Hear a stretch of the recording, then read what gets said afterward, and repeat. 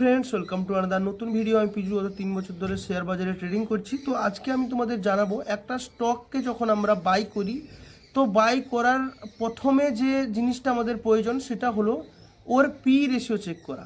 তো আজকে এই ভিডিওতে আমরা খুব সহজভাবে জেনে নেব পি রেশিও কী, আর পি রেশিও থেকে আমরা কিভাবে একটা স্টক বেশি দামে পাওয়া যাচ্ছে নাকি কম দামে পাওয়া যাচ্ছে সেই জিনিসটা যাচাই করব।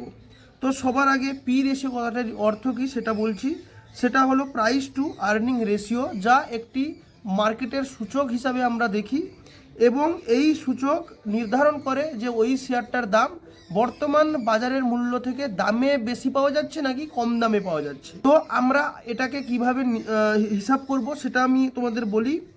যে পি রেশিও একটি কোম্পানি প্রতি 1 টাকা আয় করার জন্য বিনিয়োগকারীর বর্তমান কত টাকা দিতে রাজি থাকছেন, এটাই হলো পি রেশিও। তো মনে করো একটা কোম্পানি যার দাম হলো 100 টাকা, তো ওর পি যদি হয় 50, তাহলে ওই 50 টাকা যদি তুমি ওখানে ইনভেস্ট করো তাহলে মাত্র 1 টাকা ইনকাম করতে পারবে। মানে পার 1 টাকা ইনকাম করতে তোমার ওখানে খরচা হচ্ছে 50 টাকা। একটা শেয়ারের প্রাইস দেখে আমরা ওই শেয়ারটা দামি বা সস্তা এটা নির্ধারণ করতে পারবো না। আমাদের নির্ধারণ করতে হলে জানতে হবে ওর পি রেশিও বেশি নাকি কম। যখন আমরা দেখব একটা স্টকের যে ইন্ডাস্ট্রি পি থাকে, ওই ইন্ডাস্ট্রি পির থেকে যদি স্টকের যে কারেন্ট পিটা বেশি হয়, তাহলে আমরা সেখান থেকে বুঝে নেব যে কোম্পানির ইনকামের থেকে পি রেশিও অনেক বেশি। এ কথার অর্থ কোম্পানিটা বেশি দামে পাওয়া যাচ্ছে।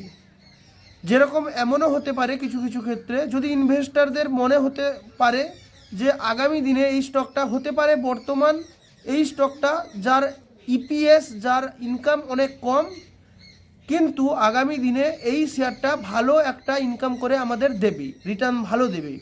সেক্ষেত্রে ইনভেস্টররা অনেক বেশি পরিমাণে ইনভেস্ট করে শুধুমাত্র ভবিষ্যৎ দেখে, যে ভবিষ্যতে বাড়তে পারে এই স্টকের প্রাইসটা, সেই প্রাইসটা ভবিষ্যতে বাড়তে পারে, সেজন্য কিন্তু ইনভেস্টররা আগে থেকে একটা রিস্ক নিয়ে ওইখানে কিন্তু ইনভেস্টটা করে।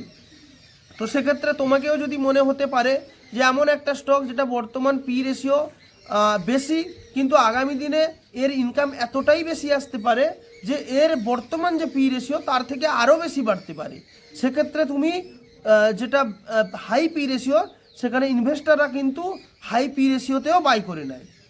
মানে এখান থেকে কিন্তু একটা জিনিস ক্লিয়ার হয়ে যায় যে ইপিএসটা খুব ইম্পর্টেন্ট।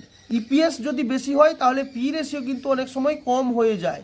অনেক সময় ইপিএস যখন কম হয়, ইনভেস্টারদের মনে হয় দিচ্ছে বা রিটার্নটা কম দিচ্ছে, সেক্ষেত্রে আগামী দিনে ইপিএস বেশি হতে পারে, এবং ইপিএস যখন বেশি হবে পি রেশিও কম হয়ে যায়। তো সেক্ষেত্রে তখন পি রেশিওটা কম হয়ে যাবে, এইটা ভেবে কিন্তু অনেকে ইনভেস্ট করে থাকে। তো এখানে পি রেশিওর উদাহরণটা তোমাদের বলে দিই।